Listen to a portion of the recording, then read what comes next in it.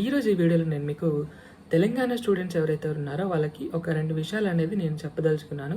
So first one వచ్చేసి BSc nursing, BPT, పారామెడికల్కి సంబంధించింది. అదేవిధంగా సెకండ్ వన్ వచ్చేసి జిఎన్ఎం గురించి. సో ఫస్ట్ వచ్చేసి మనము కాళోజీ నారాయణ హెల్త్ యూనివర్సిటీ ఏదైతే ఉందో దాని నుంచి మనకి బీఎస్సీ నర్సింగ్, బీపీటీ, పారామెడికల్కి సంబంధించినటువంటి ఇంకా మనకి నోటిఫికేషన్ అయితే రిలీజ్ చేయలేదు 2024కి సంబంధించి.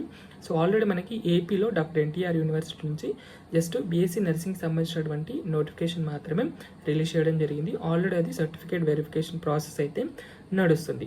సో ఇంకా తెలంగాణలో మాత్రం మనకి ఇంకా ఎలాంటి నోటిఫికేషన్ అయితే రిలీజ్ అవ్వలేదు. సో నిన్న నేను యూనివర్సిటీ వాళ్ళతో మాట్లాడడం జరిగింది. ఆ మేడం ఏం చెప్పారంటే సో ఇంకొంచెం లేట్ అవ్వచ్చు అంటే ఒక 15 to 20 days ఆల్మోస్ట్ మనకి ఈ మంత్ ఎండింగ్ వరకు అయితే ఫస్ట్ బీఎస్సీ నర్సింగ్ సంబంధించినటువంటి నోటిఫికేషన్ అయితే రిలీజ్ అవుతుందని చెప్పడం జరిగింది. దాని తర్వాత ఒక 1 month అంటే నవంబర్ ఎండింగ్ వరకు మనకి బీఎస్సీ పారామెడికల్ అదేవిధంగా బీపీటీకి సంబంధించినటువంటి నోటిఫికేషన్ అయితే రిలీజ్ అవుతుందని చెప్పడం జరిగింది. సో ఇదనమాట. సో ఎవరైతే వెయిట్ చేశారో ఆల్మోస్ట్ మనము ఈ మంత్ సెకండ్ వీక్ లోపు రావచ్చు అని ఎక్స్పెక్ట్ చేసాము. బట్ ఈ సెకండ్ వీక్ లోపు మోస్ట్లీ రాకపోవచ్చు. సో మంత్ ఎండింగ్ వరకు అయితే మనకి బీఎస్సీ నర్సింగ్ సంబంధించినటువంటి నోటిఫికేషన్ రిలీజ్ అవ్వబోతుంది. సో ఆల్రెడీ తెలుసు అందరికీ బీఎస్సీ నర్సింగ్ చదవాలంటే ఖచ్చితంగా మనకి ఐపీఈ మార్క్స్ బాగుండాలి అండ్ అదేవిధంగా ఎంసెట్ ర్యాంక్ అనేది ఉండాలి. సో ఈ విషయం గుర్తుపెట్టుకోండి. ఇప్పుడు సెకండ్ విషయం వచ్చేసి జిఎన్ఎంకి సంబంధించినటువంటిది చూద్దాం. సో ఇది జిఎన్ఎం అనమాట, జనరల్ నర్సింగ్ మిడ్వైఫర్కి సంబంధించి. సో ఎవరికైతే నర్సింగ్ చేయాలన్న ఆశ ఉందంటే బీఎస్సీ నర్సింగ్ కోసం చాలామంది స్టూడెంట్స్ అయితే ఎదురు చూడడం జరిగింది. బట్ చాలామంది స్టూడెంట్కి అయితే సరిగా ఐపీ మార్క్స్ ఉండవు. అదేవిధంగా ఎంసెట్ ర్యాంక్ రాసినా కూడా చాలా ఎక్కువ ర్యాంక్ ఉంటుంది. కొందరు అయితే ఎంసెట్ ర్యాంక్ కూడా రాయరనమాట.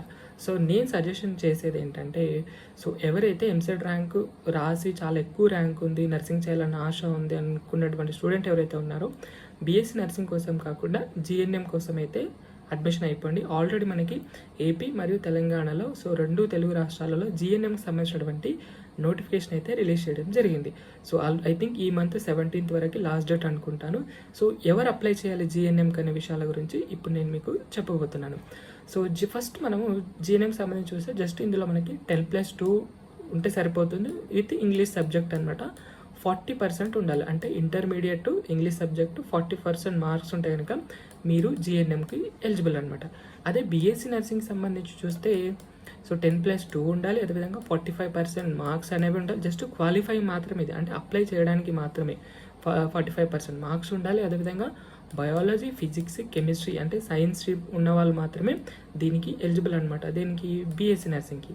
అండ్ దాంతోపాటు ఎంసెట్ ర్యాంక్ అనేది పక్కా ఉండాలన్నమాట. సో మీరు బీఎస్సీ నర్సింగ్ చేయాలంటే ఖచ్చితంగా మీకు ఎంసెట్ ర్యాంక్ అనేది ఖచ్చితంగా ఉండాలి. అండ్ దీంట్లో కూడా మనకి ర్యాంక్ అనేది కటప్ చేసేస్తారనమాట. సో నేను మీకు చూపిస్తాను లాస్ట్ ఇయర్కి సంబంధించి. సో ఇది బీఎస్సీ నర్సింగ్ సంబంధించినటువంటి ర్యాంక్ కటాఫ్స్ అనమాట. So general 50%, SC ST BC వాళ్ళకి 40%, పీడబ్ల్యూ వాళ్ళకి 45%. ఈ విధంగా మనకి ర్యాంక్స్ కూడా కటాఫ్ చేస్తున్నారు. అంటే ఈ ర్యాంక్ వచ్చిన వాళ్ళు మాత్రమే మీరు బీఎస్సీ నర్సింగ్కి అప్లై చేసుకోవచ్చు అని కూడా మనకు నోటిఫికేషన్లో క్లియర్గా చెప్పడం జరిగింది.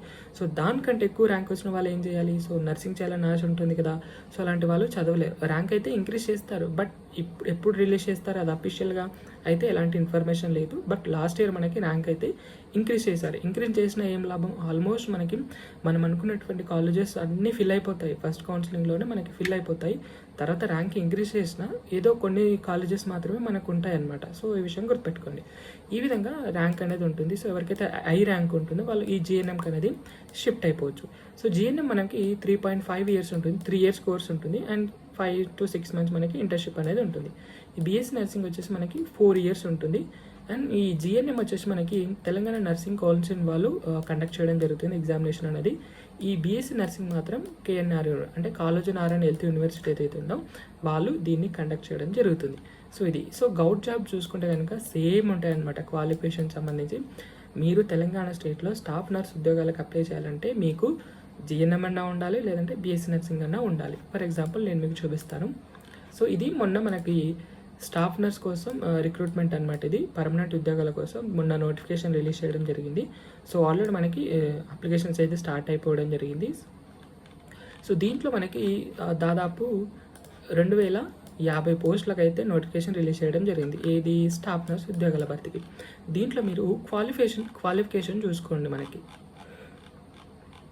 సో ఇది ఎడ్యుకేషనల్ క్వాలిఫికేషన్లో చూసారా, జనరల్ నర్సింగ్ మిడ్వైఫర్ అంటే జిఎన్ఎం అయినా పాస్ అవ్వాలి లేదా బీఎస్సీ నర్సింగ్. సో ఎవరైనా జిఎన్ఎం అయిన వాళ్ళు అప్లై చేసుకోవచ్చు, బీఎస్సీ నర్సింగ్ చదివిన వాళ్ళైనా ఈ యొక్క స్టాఫ్ నర్స్కి అయితే అప్లై చేసుకోవచ్చు. సో ఎలాంటి డిఫరెన్స్ అనేది లేదు. సో ఈ విషయం గుర్తుపెట్టుకోండి. సో ఎవరికైతే ఎంసెట్ ర్యాంక్ అయ్యి ఉండి లేదా ఎంసెట్ రాయలేదో వాళ్ళంతా మీరు జిఎన్ఎంకి అయితే అప్లై చేసేసుకోండి. సో ఈ జిఎన్ఎంకి సంబంధించి ఆల్రెడీ వీడియో చేయడం జరిగింది. సో ఎవరైతే చూడలేదో చూసేసేయండి. సో మోస్ట్లీ మీరు ఆల్మోస్ట్ మనకి ఈ బీఎస్సీ నర్సింగ్ కూడా ఇంకా కొద్దిగా లేట్ అవ్వచ్చు, ఈ మంత్ ఎండింగ్ వరకు కదా, ఇంకా మనకి టైం ఉంది బీఎస్సీ నర్సింగ్ సంబంధించి నోటిఫికేషన్ రిలీజ్ అవ్వడానికి. బట్ ఎందుకు ఛాన్స్ తీసుకుంటారు, ఆల్రెడీ మనకి జిఎన్ఎంకి సంబంధించినటువంటి నోటిఫికేషన్ అయితే రిలీజ్ అయిపోవడం జరిగింది. సో జిఎన్ఎంకి సంబంధించి రిలీజ్ చేసేసారు. సో ఇదే ఆ యొక్క నోటిఫికేషన్ అనమాట. అక్టోబర్ 1న రావడం జరిగింది. లాస్ట్ డేట్ వచ్చేసి మనకి 17th October 2024. ఇంకా మనకి టైం ఉంటుంది 17th వరకు. సో మీరు బీఎస్సీ నర్సింగ్ కోసం ఎదురు చూస్తుంటే వెయిట్ చేయండి, పర్లేదు. బట్ జిఎన్ఎంకి అయితే అప్లై చేసేసేయండి, ఏమి ఇబ్బంది లేదు కదా, జస్ట్ అప్లై చేస్తే సరిపోతుంది. ఇన్ కేస్ మీకు బీఎస్సీ నర్సింగ్లో లేట్ అవ్వడం కానీ సీట్ రాకపోయినా మీకు జిఎన్ఎం అయితే ఉంటుంది కదా, ఈ ఇయర్ మిస్ అయితే మళ్ళీ నెక్స్ట్ ఇయర్ దాకా మీరు వెయిట్ చేయాల్సి ఉంటుంది. సో బెటర్ ఏంటంటే జిఎన్ఎం ఆల్రెడీ మనకు నోటిఫికేషన్ వచ్చింది కాబట్టి మీరు ఈ జిఎన్ఎంకి అప్లై చేసేసుకోండి. సో బీఎస్సీ నర్సింగ్ నోటిఫికేషన్ వచ్చినప్పుడు బీఎస్సీ నర్సింగ్కి అప్లై చేసేసుకోండి అనమాట. సో డిఫరెన్స్ ఏం ఉండదు, మనకి సేమ్ ఉంటుంది, సేమ్ ఉద్యోగాలు, సేమ్ క్వాలిఫికేషన్ తోటి. సో ఇది అర్థమైంది అనుకుంటాను. ఇదే నేను మీకు చెప్పాలనుకున్నటువంటి 2 విషయాలు. సో దీంట్లో ఏమైనా డౌట్స్ ఉంటే కమెంట్ సెక్షన్లో కమెంట్ చేయండి. సో నెక్స్ట్ వీడియోలో మనము నిమ్స్కి సంబంధించినటువంటి ఆల్రెడీ మనకి పారామెడికల్ కోర్స్ ఏదైతే ఉందో దానికి సంబంధించి ప్రొవిజనల్ మెరిట్ లిస్ట్ అయితే రిలీజ్ చేయడం జరిగింది. సో నెక్స్ట్ వీడియోలో మనం అసలు కట్ ఆఫ్ ఎంత ఇవ్వచ్చు మనకి, అంటే ఫైనల్ మెరిట్ లిస్ట్ కానీ ఫస్ట్ ఫేజ్ కౌన్సిలింగ్ కానీ ఎంత కట్ ఆఫ్, అంటే ఎవరిని దాదాపు మనకి 1160 మెంబర్స్ని ఏమో ప్రొవిజనల్గా సెలెక్ట్ చేయడం జరిగింది. అసలు ఫైనల్లో ఎంతమంది ఉండొచ్చు, ఫస్ట్ ఫేజ్ కౌన్సిలింగ్కి ఎంతమందిని పిలవచ్చు అని ఒక ఎక్స్పెక్టెడ్ వీడియో అయితే రాబోతుంది నెక్స్ట్ వీడియోలో. సో అది చూసేసేయండి. So thank you so much.